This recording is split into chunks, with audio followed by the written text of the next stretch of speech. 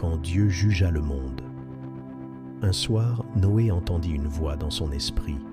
« La fin de toute chair est arrivée devant moi. La terre est pleine de violence. Construis une arche de bois de cyprès. » Tremblant, Noé tomba à genoux.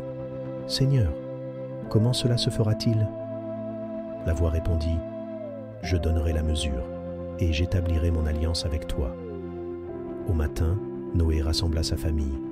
Sa voix était ferme. « Dieu m'a parlé. Le jugement viendra par les eaux. Nous devons construire une arche. » Ses fils baissèrent les yeux. Puis Sem dit doucement, « Si le Seigneur parle, nous obéirons. » Et ainsi commença l'œuvre. Le bois fut coupé. Les coups de hache résonnaient dans les vallées qui n'avaient jamais connu la pluie.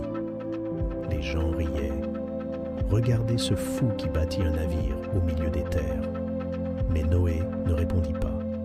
Sa sueur coulait, sa foi le portait. Pendant ce temps, le monde s'enfonçait dans l'ombre. Les Néphilim, géants cruels, régnaient par la violence. Les hommes adoraient de faux dieux. La corruption, la luxure, la guerre, tout recouvrait la terre. Mais dans les cieux, les anges se préparaient.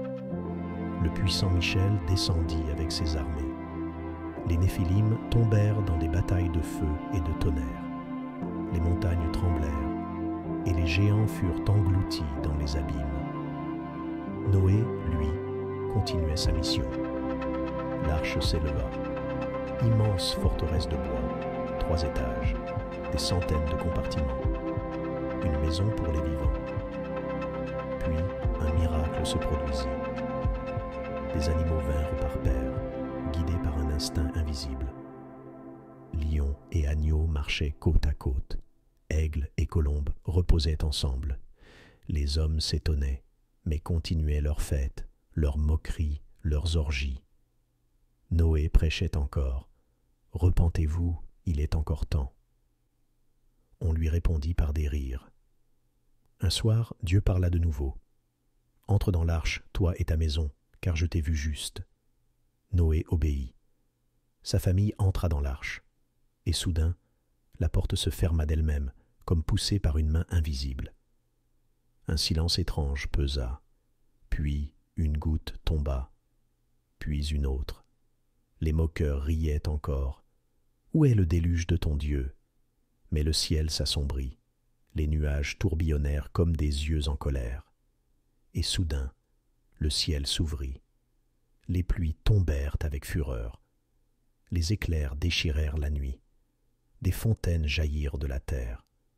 Le sol tremblait. Les flaques devinrent rivières. Les rivières devinrent torrents.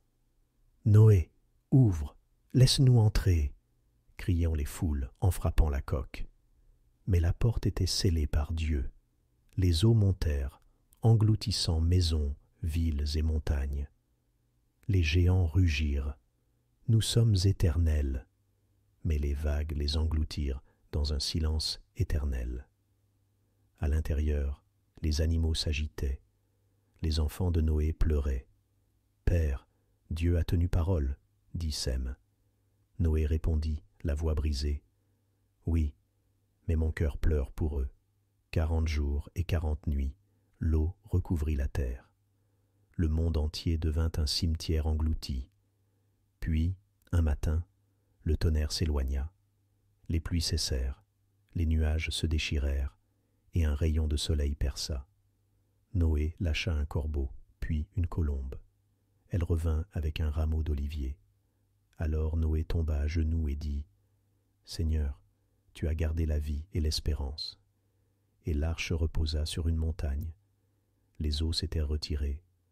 Le vieux monde avait disparu, mais une nouvelle ère venait de naître.